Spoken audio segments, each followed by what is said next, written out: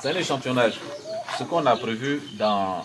Moi, je suis enseignant-chercheur. Je suis à l'université Jean-Laurent Guédé de Dalois. D'accord? Donc, c'est de la recherche que nous faisons. La recherche, c'est quoi? C'est-à-dire que on sait que la maladie du sommeil, c'est d'abord au niveau des hommes. Mais aujourd'hui, là, on a éliminé la maladie au niveau des hommes. Mais quand on a éliminé la maladie, pour que la maladie finisse totalement, là, on veut voir si au niveau des animaux, on peut en trouver. Et donc, les premières recherches qu'on a faites au niveau de Bono et puis de Saint-Fra, on a vu que c'est chez les porcs que ces trypanosomes-là se trouvent aussi. C'est le porc qui peut transmettre la maladie à l'homme encore pour que la maladie revienne.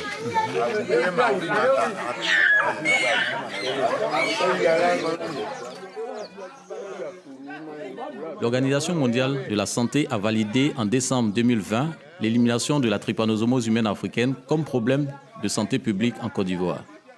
C'est bien entendu une très bonne nouvelle qui vient couronner les efforts de lutte menés ces dernières années, mais il faut toujours rappeler que ce n'est qu'une étape dans le long processus de l'élimination durable de cette maladie et qu'il reste encore des questions importantes à aborder pour pouvoir atteindre le prochain objectif qui est l'interruption totale de la transmission en 2025. C'est pour répondre à l'une de ces questions que notre équipe de recherche est aujourd'hui en mission à Bonon, un des derniers foyers de trypanosomose humaine africaine en Côte d'Ivoire. Il s'agit ici pour nous de s'interroger, est-ce que les animaux, et notamment les porcs domestiques, qui sont souvent élevés ici en liberté, peuvent constituer un réservoir de trypanosomes pathogènes pour l'homme? Après avoir sensibilisé la population d'un village, l'équipe de terrain se met en place pour effectuer des prélèvements sur les porcs capturés par les populations locales.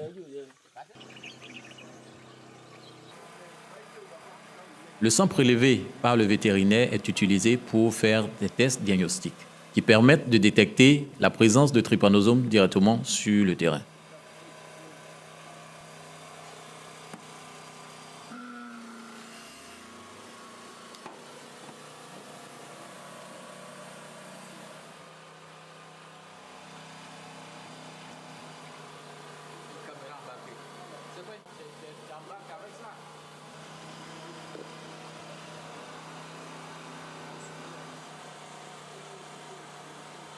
On collecte aussi une partie de sang pour faire d'autres tests en laboratoire.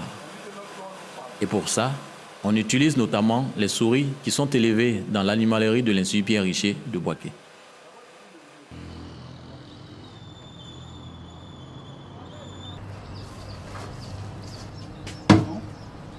En fait,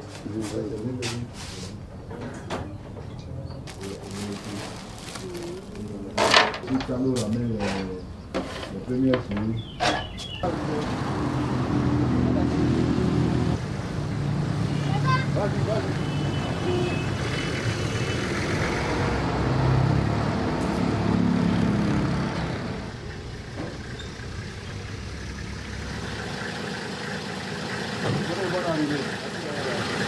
Bon les gars, il y a des souris qui viennent d'arriver de Bono.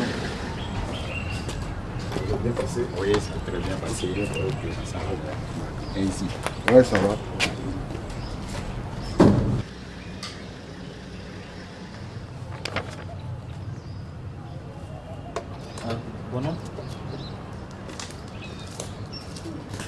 Quand les souris arrivent du terrain, on collecte tous les jours un peu de sang au bout de la queue pour poursuivre la recherche des trypanosomes.